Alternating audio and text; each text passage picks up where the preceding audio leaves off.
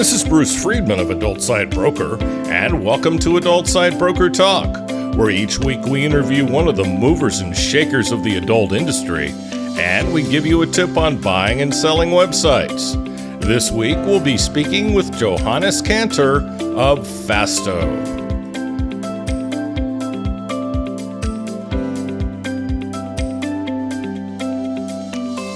We've got an events section on our website.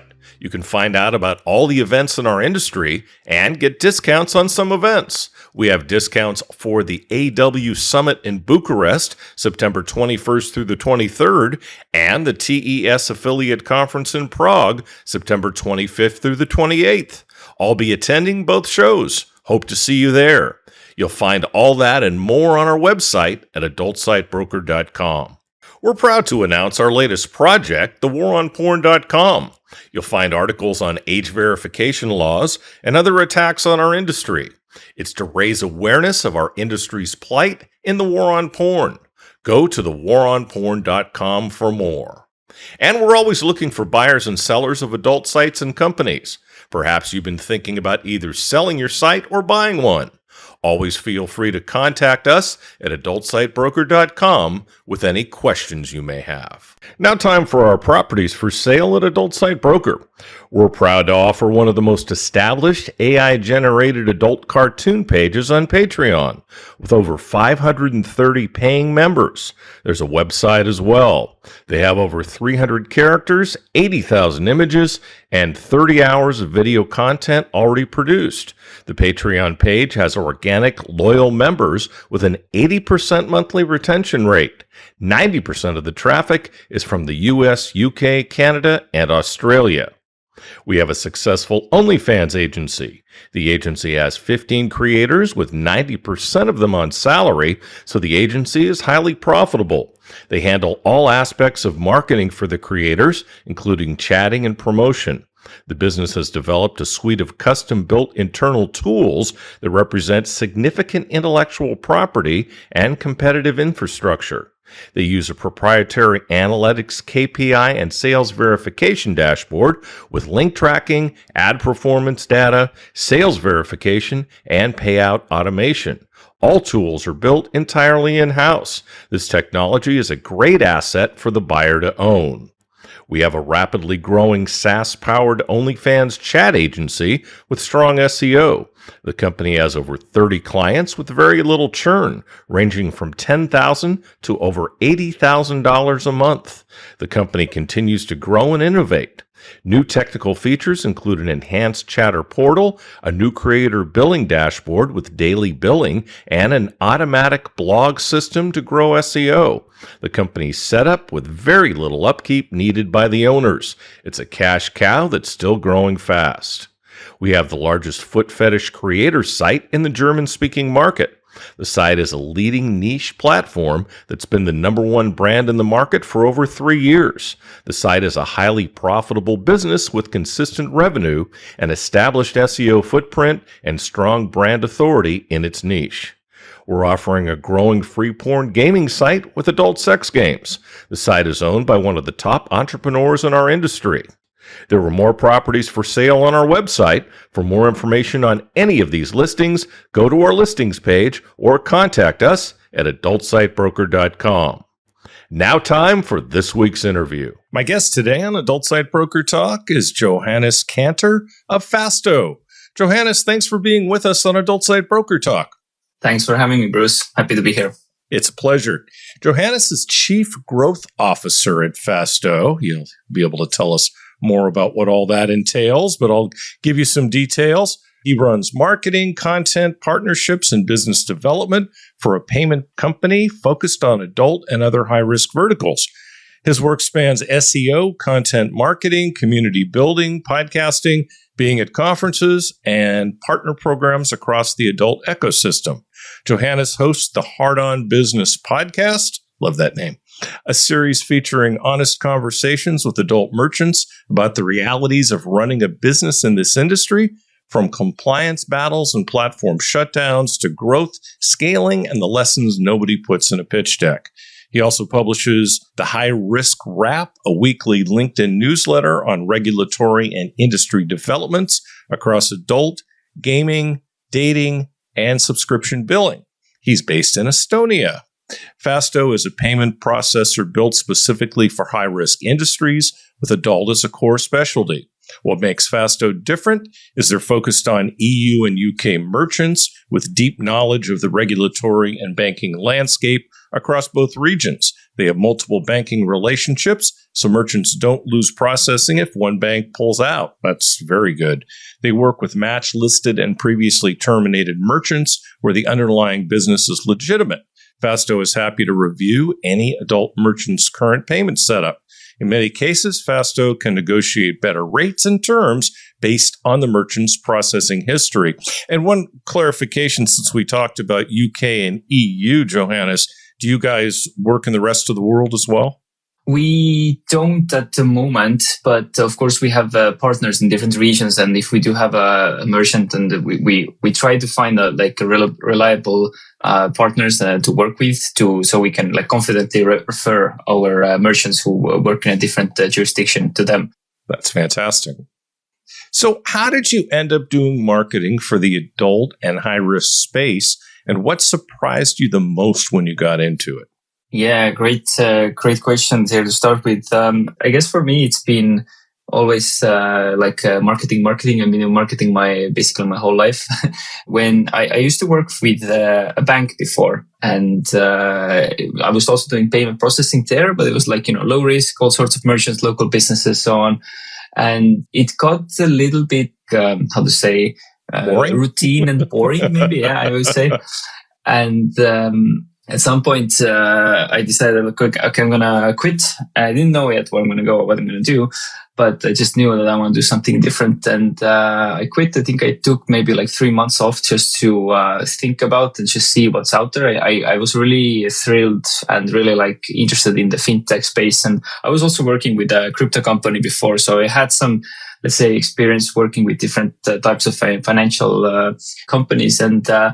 And I saw FASTO was looking for a marketing person, and they were also a payment processor, and they were working with high risk, which was a little bit new to me. I didn't have expertise in that yet that much. And also when I joined them, I realized that the core focus for them was in adult. Kind of just happened because of the people in the company, and they really like the adult merchant business owners. So it kind of naturally navigated towards just working with mostly adult businesses. And that was how I got into it. And so far, I guess the main surprises for me so far have been that adult business is business as any other. Of course, all businesses are hard to some extent with their own specific characteristics. But what is a little bit interesting, I guess, is that a lot of times when we talk with merchants, and I sometimes hear how Annabelle, our sales agent, talks with merchants, and it's interesting is that the people are very nice, but oftentimes they have very little understanding of the actual compliance and regulatory aspects when it comes to their own industry.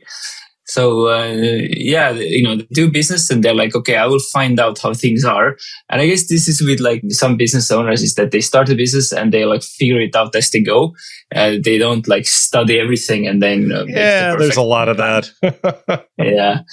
So I think that's one thing that I found a little bit interesting is that people really let's say figure out as they build in an adult. Well, and it helps having a partner like you guys, right?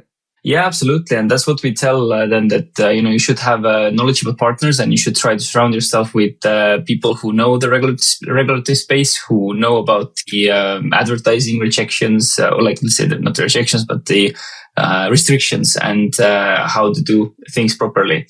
So, yeah. Understand. For people who haven't heard of FASTO, what do you guys do? And who do you generally do it for? You kind of answered that, but maybe you can give me a little more of a specific answer on that. Sure. Yeah, I would say that we work with most high-risk verticals. And what was my also surprise when I joined FASTO is that a lot of businesses actually these days are considered high risk. Even if you are not like doing something which is highly regulated, you can still be high risk because of like high chargebacks or refunds or something like that. So if you're not like a local flower shop, and those businesses all are very welcome to knock on our door. We're always happy to talk with you guys. But I would say a majority of the clients that we do get are in the adult space and also running some sort of like a subscription business. So this is very, very, very common.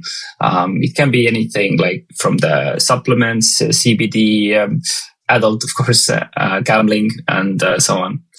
Yeah, and like you mentioned before, it's primarily EU and UK. Right. What's the first thing you tell someone who's used to running normal Google and Meta campaigns and now has to figure this industry out? Yeah, that's a very good question because like those platforms are highly regulated, and if you want to run any sort of campaign there, you have to be very, very vanilla with your ads. Even if you're selling something that is not regulated, you still have to be very careful of like how you say, what you say. And those platforms are also getting like so smart that they cross-reference to your like country specifics and see what is like allowed and what is not allowed. But they also have their own like policies, which are very strict oftentimes. So if it's adult specifically, I would say that going after education and like trying that angle is always going to be better and easier to start with at least. And then you can slowly build up your account, build up the credibility, build up the, let's say warm up your accounts and so on. And then start shifting into trying to sell more of the product in a, let's say, compliant way. So yeah, I would say education is one good way to start with on those platforms. Yeah, it's interesting because we use Google Ads, and I mean we're a broker. Okay, it's not like we have any porn. It's not like we're shooting any content, and we still have so many restrictions. It's freaking crazy. Yeah, it's the same here. Like for example, a lot of our merchants are like escorting sites, for example, right? And even if you use the word escorting in anywhere in your ads, it will not get like approved. So even though we're not selling escorting, right? So, and I've tried fighting Google so many times about it, like ask for manual reviews and telling like what is our business, but it's like it's an uphill battle. Yeah, I mean, so much of it's automated now, and so much of it is obviously AI that just to get to somebody is almost impossible. We finally did because we got our campaign paused for a reason that we couldn't figure out, and we were able to get it started again. But my goodness, they're difficult. Google Ads, Meta, TikTok, and most of the big platforms, as we talked about, are either off limits or heavily restricted for adult. So what channels do you think actually work for adult businesses in 2026? Yeah, I think SEO and content are still the big names. And, now with the LLMs and everything, maybe it's like a little bit changing, but core principles still, remain the same. If you do publish good original content and it's so good that people start linking out to you, so it builds like this natural authority, will get your content ranked either in Google or in the AIs or whatever. So I think that's still gonna be a huge thing if you have the resources to produce content and not just put the prompt to your ChatGPT and hope for the blog post that will get ranking. So, and I think also interesting thing, I was having a call yesterday with a social media person from the Satisfyer brand, which everybody of course knows in the adult space, is that she predicted that the majority of the attention will start shifting offline because we are so overwhelmed these days with this like digital overflow of content, which is like partly or majorly created with AIs. that people are really looking forward to this like human to human interactions. Either it's like physical, like meetups, conferences, morning coffee, sit-ups, whatever. And also like podcasts like this, where you have, two people, multiple people just talking to each other and just having like a real human kind of interaction. And you just want to listen in and like, what they have to say, compared to just reading something which is like very likely, just AI generated. Yeah, I mean, it's not really offline. Everything's online. But I get your point that the normal channels people are starting to kind of move away from because of all the AI. Mm-hmm. So SEO seems to be one of the few channels that's still somewhat wide open. How should an adult site operator think about content and search in a world where the big mainstream brands aren't competing for the same keywords? I think SEO is a bit like, let's say, tougher for industries where you cannot do any paid ads, or like, let's say, it's very restricted. Because more of the business owners will be focused on SEO, which means that the SEO will be like highly competitive, or like the content creation part will be more competitive. But I would say that the same principles apply that with like normal businesses do SEO. And the more you can think of like unique angles, unique ways to talk about the topic, the more successful you will be with SEO. So I was just thinking about this the other day, is that if you like, for example, there's a very interesting hack these days that I am also heavily investing into, and like somebody is doing SEO. So for example, if you come up with these unique, concepts and strategies, and you can brand them under your own brand. For example, you come up with an acronym which represents some sort of like a strategy or some sort of like a way of doing thing, and you brand it as like, I developed this and nobody else has this, and then tie it together with a topic, then this has a lot of possibilities to get ranked in LLMs, because they want to show the person who prompts different ways to view a subject. And if you come up with a new way to give information about the subject, then it's more likely that you are also going to get ranked there. And of course, you can use the AIs to come up with this concept, which is amazing. So you don't have to come up anything from scratch. So this is a very good like way to do SEO these days, I would say, because I think it's so easy now just to put in a prompt and get a blog post, and it kind of reads out fine. It's kind of okay, but it's still a syndicate of everything that is out there already. So that's why I'm really, really urging people that are doing content, especially in a more, let's say, competitive space, is to come up with your original, let's say, thoughts and angles, how to write about the subject.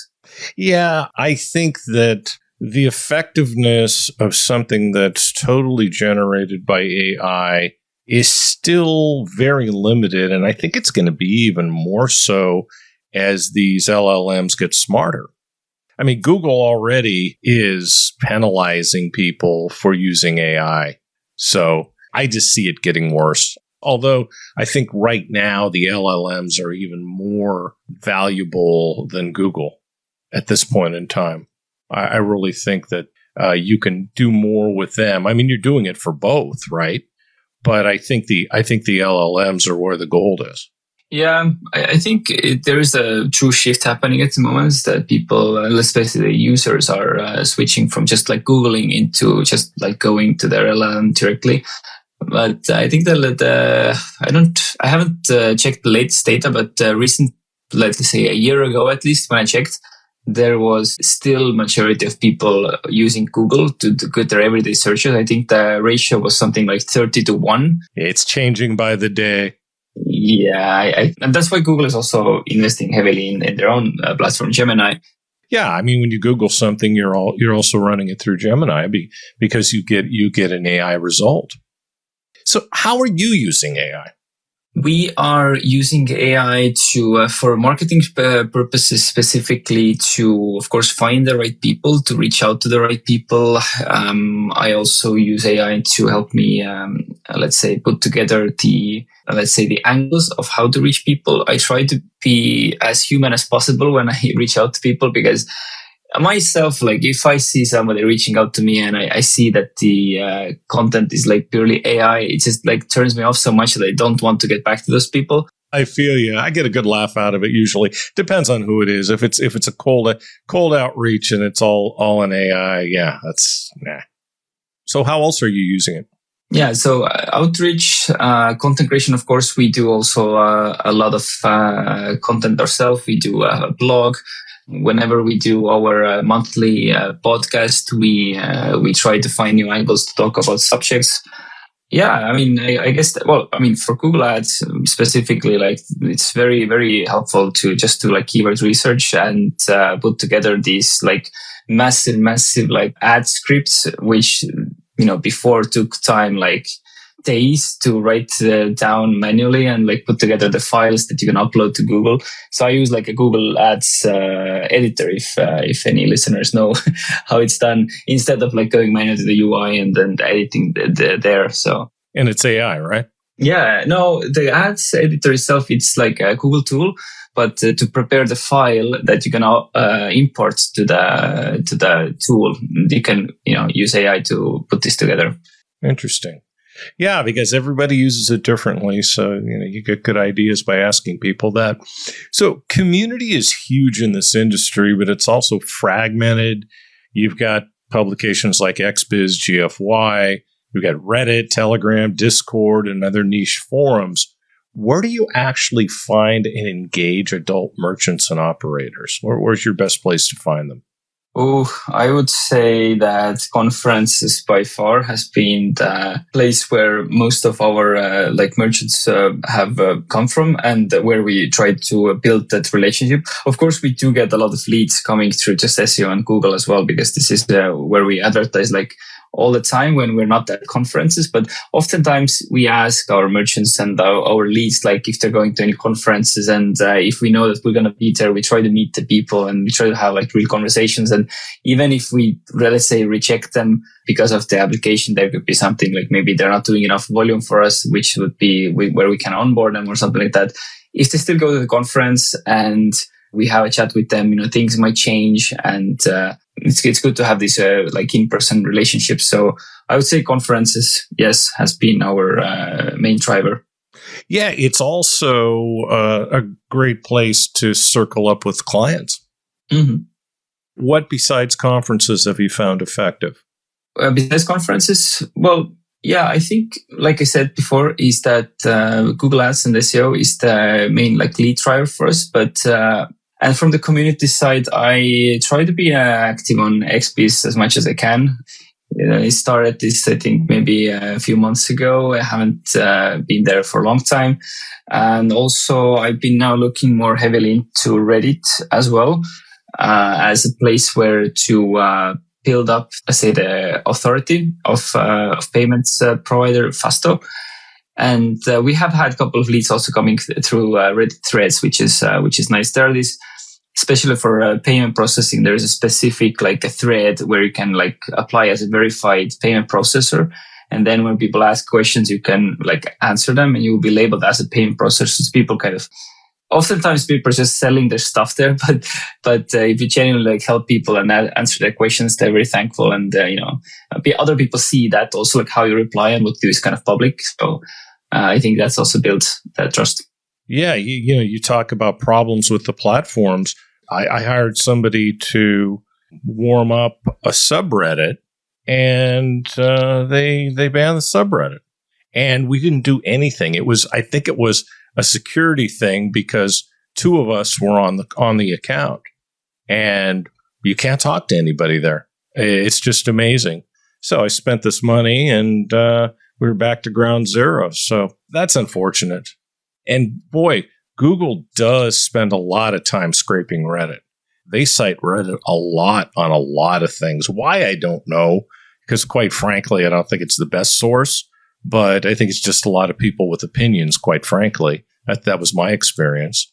So it's like scraping X. It's like, okay, yeah, John thinks this is the case, and Mary thinks this is the case. So now they're authorities? No, I don't think so.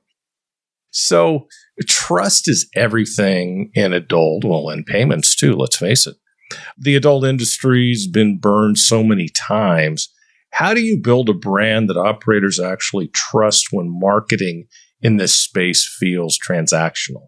Good question. I would say that something that we really try to stand by is that we do not give like bad advice, bad referrals to our merchants in exchange of just making making the money.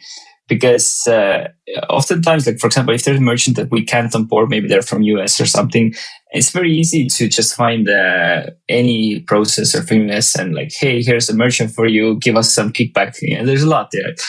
But we really want to make sure that they are getting what they actually want. They are not getting in quotes scammed in that sense. And I think it goes with everything that we do is we try to be genuinely honest of what we do, how we process what we promise, and so not to have false expectations.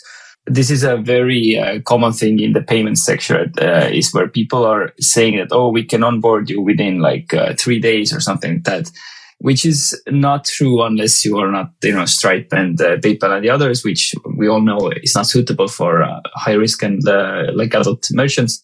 Many have learned. Yeah, for example, the fastest onboarding that we have done is 11 days or something. And if you tell it to merchants that, oh, we can onboard you in 2 weeks or 3 weeks, which is fast, then it's they think it's slow. They think it's why it takes so much time? And all the payment processors are okay, how do I speed up the process? How do we get the documents faster from our merchants? And we're trying to solve this and just to actually make it faster. And we are building currently our own backend for it and so on. So you're doing things right. And when you're doing things right and you've got a competitor who's lying, which I do have experience with, trust me, you just have to let them know that they're dealing with a good company. They're dealing with a legitimate company, and not everything you hear out there is true. It might be what you want to hear. And in payments, I mean, oh boy, you got all kinds of people in payments. And yeah, many have been burned. The bottom line in adult is, it's there have been so many horror stories, and a processor handles your money. And anybody who's handling your money, you better be damn sure that they're for real. Because if they're not, and I've had this conversation with a lot of people, it's if they're not, you got problems. Yeah, for sure. And I think in adult and high risk specifically, it's diversification is your best friend. You want to have multiple processors. You want to be having multiple banking relationships. You want to be not depending only on your, let's say, main site. If possible, you not want to be maintained only on your one ad channel. There's a saying from Amari, one of the people I've interviewed for Hard on Peace, who said specifically for adult niche that you want to have your fingers in every hole, basically. Big time. That's very appropriate. So you write a weekly newsletter and you're active on LinkedIn, in a space most people would think of as the opposite of LinkedIn friendly, meaning adult. I've been banned on LinkedIn too, more than once. Why does that work, and how should others think about LinkedIn for adult? That's interesting because I haven't had any problems with LinkedIn ever throughout my career. And I'm kind of I know that at some point this will happen because I've had problems with other platforms, all of the other platforms, all the time. So I'm very curious to see where is the limit for LinkedIn, because I haven't been in any way restricted on that. Of course, we're not doing also paid ads in LinkedIn yet for our services. So we use LinkedIn mostly just to publish our own company, news, what's happening in the industry. I'm also posting this newsletter that you mentioned also in the intro, this high risk wrap, where I try to take everything that's happening in the high risk industry and put it into this nice brief. And for me personally, in B2B sector, I just do reach out manual. Some of it is also automated to find people. With adult industry, it's a little bit more difficult because oftentimes if you're running an escorting site or something, you don't want to put your name there that, hey, this is me, John, running the business here. I think it's changing a little bit, but oftentimes people do hide their identity. So it's a little bit difficult to find these people.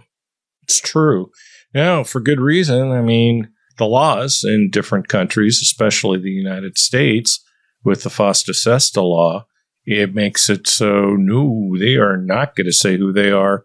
And you're absolutely right. When contacting them in my business, it's very, very, very difficult. So, I understand. I go through the same thing. So the adult industry runs on relationships, and I've often referred to it as a big family. How do you actually build a partnership network when you're new to the space? And what mistakes do you see people making? Maybe you can talk about mistakes you've made.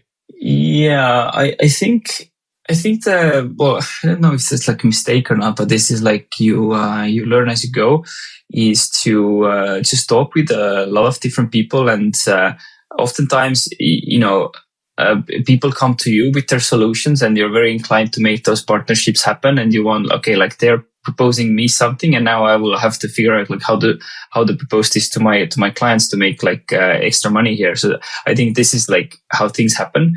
But you can also think about it in different ways. That like I have this merchant, they're facing these sort of problems. Like how can I help them if it's not my core service?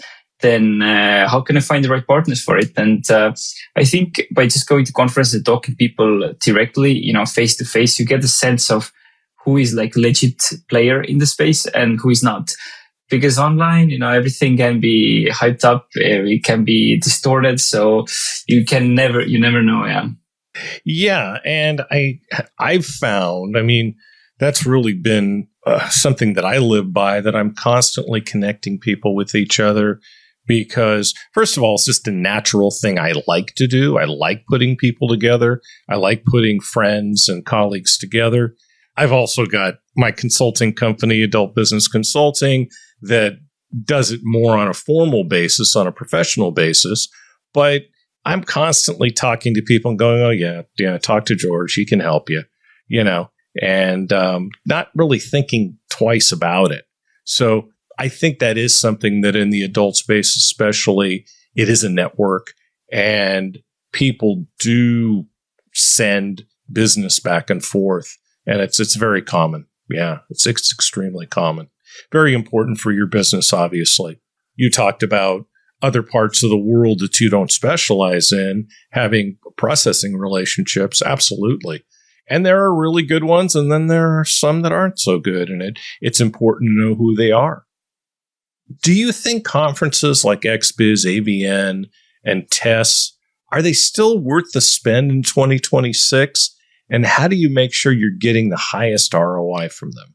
Yeah, absolutely. I think conferences, like we mentioned before, are one of the main places where you should be to network people, to meet people, to get introductions, to get your brand out there, basically. So if you are in this space, for sure, try to attend as many conferences as possible.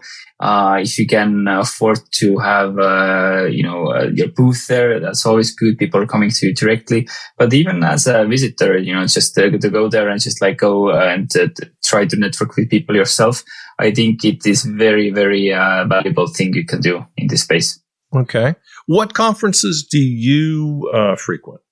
So we try to get all of them, especially that ones are happening here in Europe. Of course, we have to also do our day job as well. So our team isn't that big, so we need to find a good balance between going to conferences.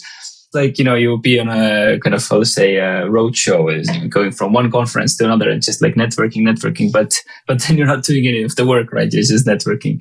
So, yeah. But we will be going to the XBiz TESS in Prague in September. So we'll be going there. And yeah, I think there's another conference now in a week or so in Berlin. So we will be going there as well. And overall, we try to go to something like 4 or 5 conferences per year. It has been more in the past. It really depends on like how much current work we have. It's just like I mentioned, we're kind of like a boutique in that sense that our team isn't too big, and we want to have this kind of fast customer experience. So we want to be available for merchants. And right now it is a little bit crazy time. We have a lot of merchants in the pipeline, in the working. We want to get them approved all across Europe, in UK as well. Different things, card processing, POSs, all the thing. Yeah, the hardest thing to do is be knee deep in a conference and continue doing your work. You have to, okay, because the customers are always going to be contacting you. So you have to be replying to emails and texts and things like that. But yeah, you can't always be gone. I've pretty much picked my favorites. I go to XBiz LA. I occasionally go to AVN in Vegas. I haven't the last couple of years. I generally go to the 2 test shows, although I missed the spring this year. I'll definitely be sponsoring the fall show, as you and I were talking before the interview, that you guys will be as well. And this year we're adding AW Summit in Bucharest, so we'll be checking that out. I was supposed to go to Colombia, but a little thing happened called the war. And I wasn't going to fly through Qatar back in April. So, yeah, that didn't sound like a really good idea. Not that I'm afraid of a drone bringing the plane down, although I can't say it didn't cross my mind. The whole concept of them being in the middle of a war and the airport could shut down any time. Nah, that just didn't sound like fun. So I had to bail, unfortunately, because I was looking forward to going to the LAL conference in Colombia. So country restrictions catch a lot of operators off guard. You referred to this earlier. How should a merchant think about geography before they even start the payment process or conversation? Yeah, great question, because each country have their own laws about your specific business and how you operate, which is above card processor regulations and banking regulations and so on. So I would say that you should always start with the jurisdiction or the country where you want to operate, where is your business registered, what's happening in that country, and then also from where you're acquiring customers from, what are the main countries where you're open for business. Because these days when we talk about business, we're primarily talking about business across borders as well. It's not just only in your country. Or maybe this is only the thing that me as someone from Estonia thinks, because Estonia is so small. We are 1.3 million people here. And if you do a business, you do it across borders, by default, unless it's a local flower shop, right? Exactly. Love those flower shops.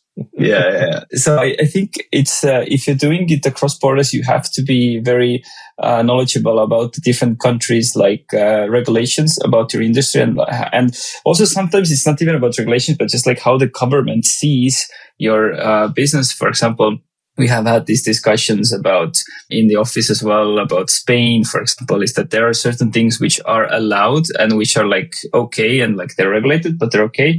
But the government still don't like it. The people don't like it who review your stuff. And there can still be bad outcomes for the founders if they operate their business in Spain and they do let's say, for example, escorting. So it will not work. I mean, it will work, but you will be in trouble. Yeah, unfortunately, I found out way too much about Spain on this last large deal that I did. And oh boy, it is crazy there. So people need to know. And there are other countries that are equally crazy. So speaking of crazy, age verification. That's obviously hot right now. A lot of operators are waiting until it's legally mandatory in their market. What's your view on this? Well, I would say that whenever there is some sort of bigger, a regulation coming, you should always think of it this way, that you want to be ready for it before it comes. You want to have it in your systems before it's being rolled out. So you will have no, friction and no problems to run your business if it's approved and, because like, I wanted to think about it this way, that if you're a business owner and you're all the time, like, let's say, putting out these fires, and you're all the time, like, there's like customers you need to work on, and you don't have this, especially for a small business owner, you don't have this time to kind of improve the processes and think ahead a little bit. And like, you're kind of always this reactive mode, you're not really proactively thinking like what's coming and so on. But I think especially if you're in regulated space, it is not very good. So you should always spend some time, some of your time to think ahead and be prepared for the future. Because if you don't, then if you're late with those things, it can be, fines. It can be business over even in some cases. So yeah. Hey, I mean, all the news that has come out about a lot of the big companies being fined about age verification by the UK and by the EU and by France specifically. I mean, that should be enough to wake people up that they really have got to get compliant. Because if they don't, then that's going to be them.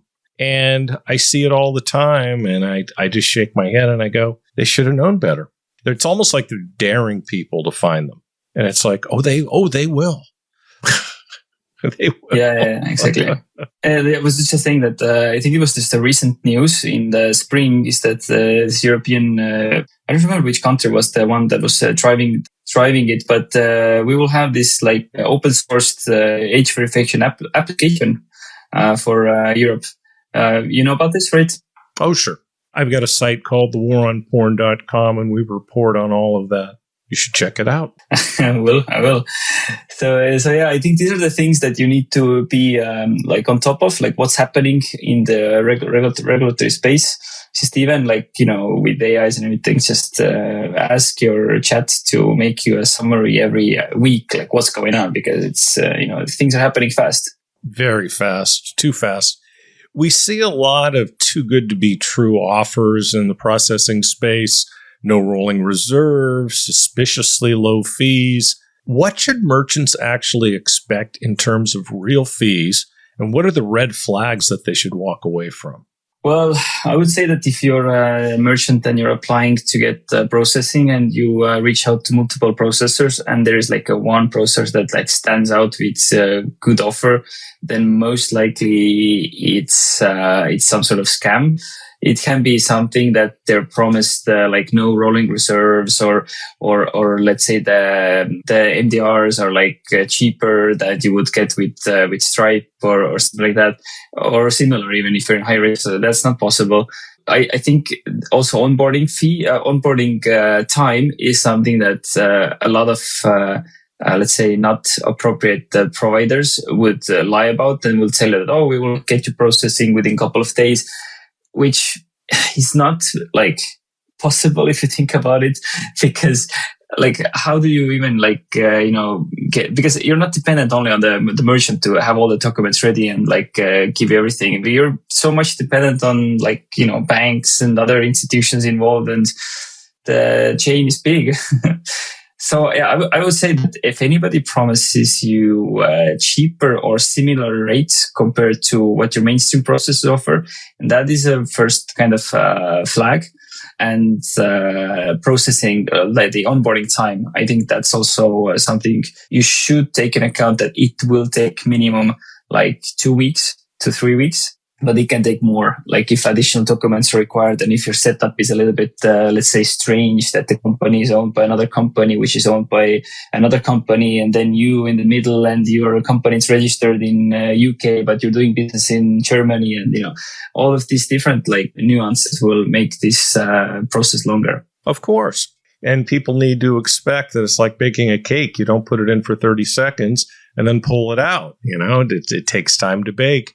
It's the same thing with processing and really any other process that takes time. And this does take time. If you were advising someone launching a new adult site or platform tomorrow, what's the order of operations you'd give them for the first 6 months across marketing, payments, and compliance? That's a good question, because like the marketer in me would say that, and like a startup person in me would say that don't think so much about the setup, but just try to get your customers and try to get the interest going.